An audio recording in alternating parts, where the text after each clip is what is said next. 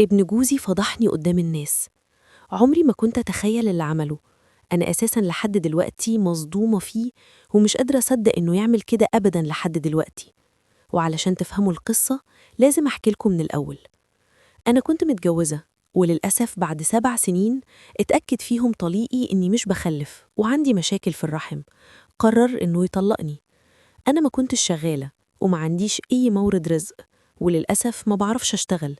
أنا دبلوم صنايع، بس ماليش في أي شغل خالص، وعلى قدي في القراية والكتابة. وللأسف أبويا وأمي ميتين، وماليش غير إخوات بنات، فما كانش ينفع إني أمد إيدي ليهم وأنا عارفة إنه مال أجوازهم، وهم يصرفوا عليا ليه؟ وليهم حق، أنا مش لحمهم. وطبعا ما كانش ينفع أسكن وحدي وحاجات كتير. المهم ولاد الحلال شافولي راجل علشان يتجوزني، وكان إنسان محترم جدا وعلى خلق، وإنسان ما كنتش أحلم بيه. بس هو كان متجوز وعنده منها عيال كبار، وكان مقتدر ويقدر يفتح بدل البيت 203. فالناس قالت لي: يا بنتي ده راجل خسارة يضيع منك، وانتي وضعك وظروفك مش أحسن حاجة، فالأحسن تتجوزي ده وتعيشي. وفعلا وافقت عليه واتجوزنا. وطبعا انتوا متخيلين حياة الزوجة اللي في السر. هو بيجي عندي عايز ينسى الدنيا وهمه، وأنا مسؤوليتي قسم الفرشة حرفياً، وإلا الوقت اللي بيجي فيه هخسره كمان. فأنا كنت دايماً بحاول أبقى مستعدة، علشان ما كنتش ببقى عارفة أصلاً هو جاي متى. وطبعاً انتوا أكيد فاهمين إنه بسبب ظروفه ما كانش بيقعد معايا وقت طويل، ومن ساعة الجواز ما بيتش عندي غير ليلة واحدة بس. إحنا فضلنا متجوزين 4 سنين، ما كنتش أبداً بعترض والله، وكنت مكتفية إنه بيصرف عليا، وبحمد ربنا إنه معايا راجل، وبحاول أراضيه بكل الطرق، لإنه لو طلقني هعمل إيه؟ فأي حاجة كنت معاه حاضر ونعم، ومليش أي رأي في أي شيء، وباخد منه مصاريف البيت كل أول شهر.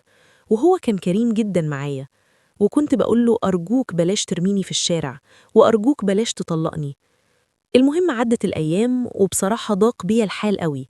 حسيت إني عبيطة وبدفن نفسي بالحياء.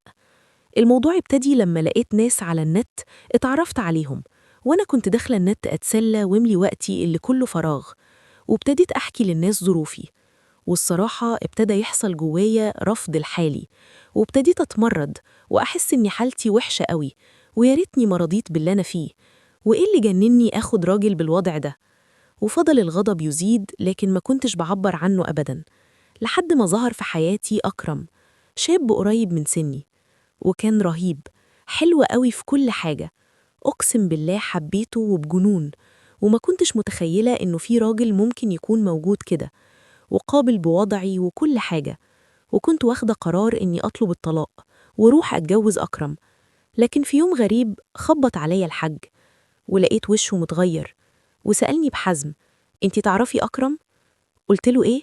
واتخضيت جامد، وكنت مرعوبة جدا، وبان كل حاجة عليا. ضربني بالقلم وقال لي: هتمضي على تنازل عن كل حاجة وهتمشي في سكات، ولا تحبي أفضحك؟ قلت له: أبوس رجلك. قال لي: امضي. مضيت. خد الورقة في جيبه وقال لي: انتي طبعا فاكرة إنك هتروحي الأكرم، بس حابب أقولك يا وسخة إن ابني لقى على تليفوني رسالة منك، وفهم إني متجوزك، وقرر إنه يثبت لي إنك وسخة وما تستهليش، وجالي من يوم وراني رسايلكم، واللي انتي وصلتي ليه معايا قذرة. أنا غلطان إن نزلت لمستواكي. ورماني في الشارع حرفيا، من غير شنطة هدوم حتى.